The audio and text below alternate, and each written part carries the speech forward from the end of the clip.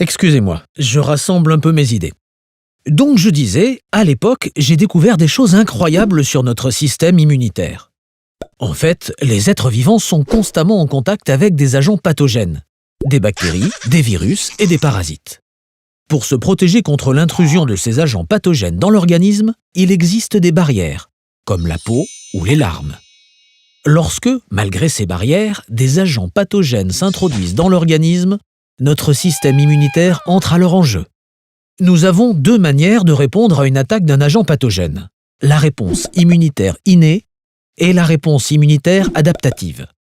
La réponse immunitaire innée est la première ligne de défense de l'organisme face à un agent pathogène.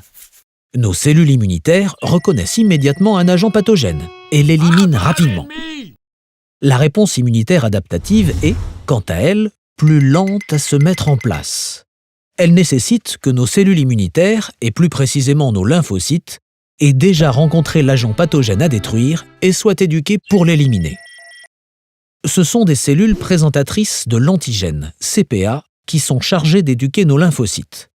Pour cela, les cellules présentatrices de l'antigène entrent en contact avec un lymphocyte non éduqué, dans les ganglions lymphatiques. Elles lui présentent l'antigène, qui est une protéine issue d'un agent pathogène.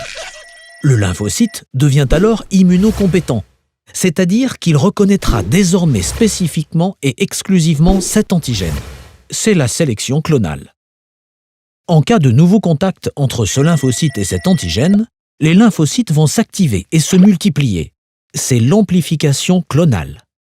Une fois activé, le lymphocyte produit des médiateurs chimiques qui favorisent la prolifération et l'activation d'autres lymphocytes, appelés lymphocytes TCD8+. Les lymphocytes TCD8+, vont se fixer sur la cellule infectée et reconnaître l'antigène présent à sa surface. Ils vont alors libérer des cytotoxines qui vont créer des lésions dans la membrane de la cellule infectée et ainsi la détruire.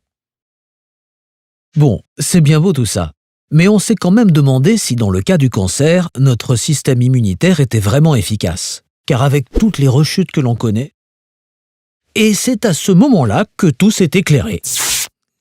Ah bah non,